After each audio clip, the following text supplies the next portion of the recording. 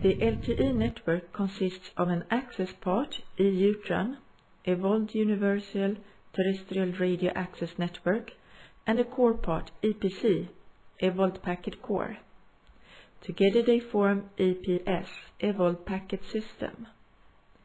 In the access there is only one node, the E node B, Evolved node B, without any separate control node. The advantage is that the TTI, transmission time interval, is short and the access becomes very flexible and fast during handover.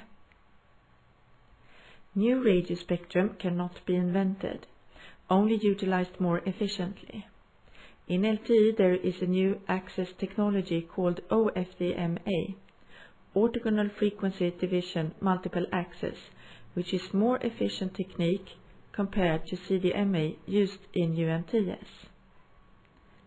OFDM is a special case of FDM, where the carriers are made orthogonal with the help of a Fourier transform.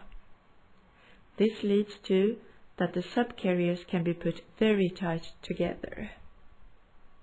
The core consists of two routers, thus as in the previous network GPRS and UMTS.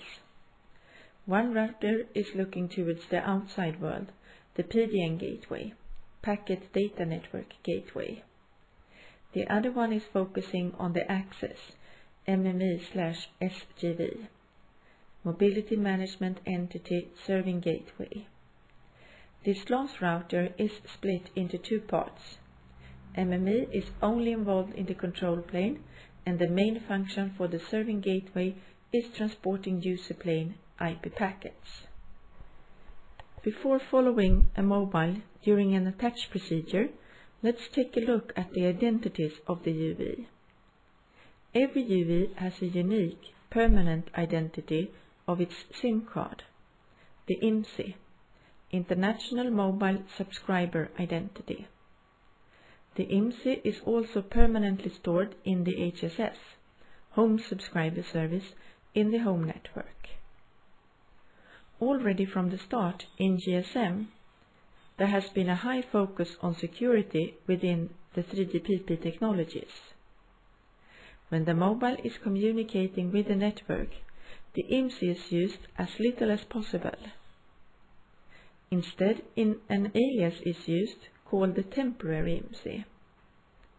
This temporary ID is allocated by the MME during the attach procedure. The UV needs to be identified on the radio. That ID is called the Radio Network Temporary ID. Since the access consists of only one node, it has to be the E node B that is handing it out. An RNTI will be handed out every time the UV establishes radio contact with an E node B. Now the UV has an ID towards its operator, towards the core, and it is identified on the access, the radio.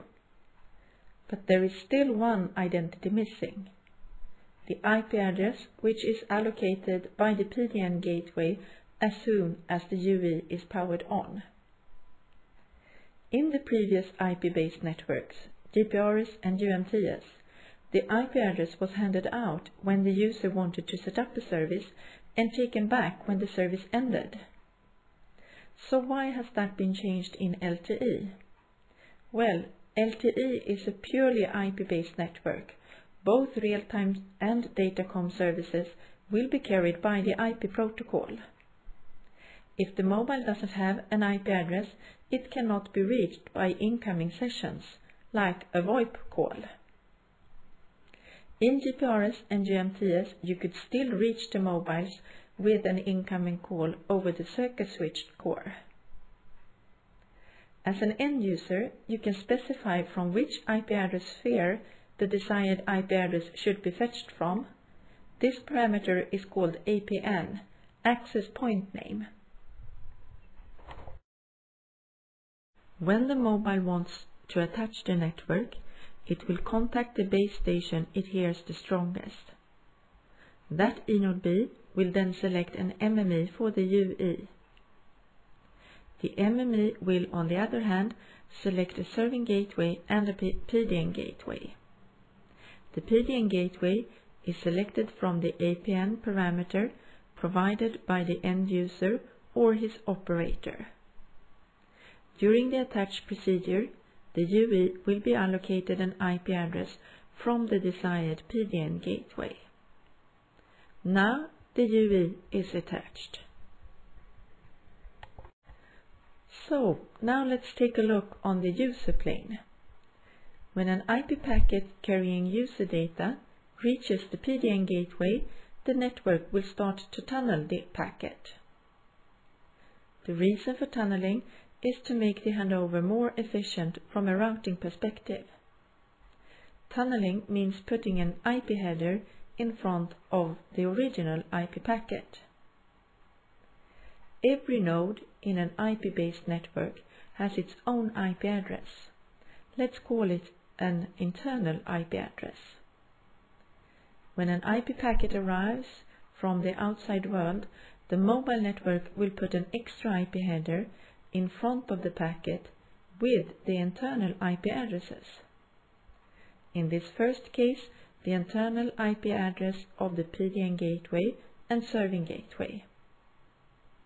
When we reach the serving gateway, the outer IP header will be removed and a new one added, with the address of the serving gateway and the eNode B. When an end user moves around in a network, a handover is required. In LTE, it is the base station that takes the handover decision based on measurement reports from the UE. The old eNode B will contact the selected eNode B and send over UE content. The UE content holds, amongst other parameters, the information of the attached MME.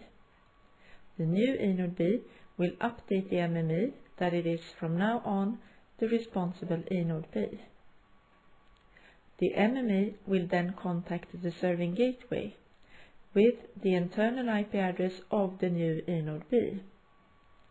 So the user IP packets can be rerouted towards the new eNode B by changing the IP address in the outer IP header.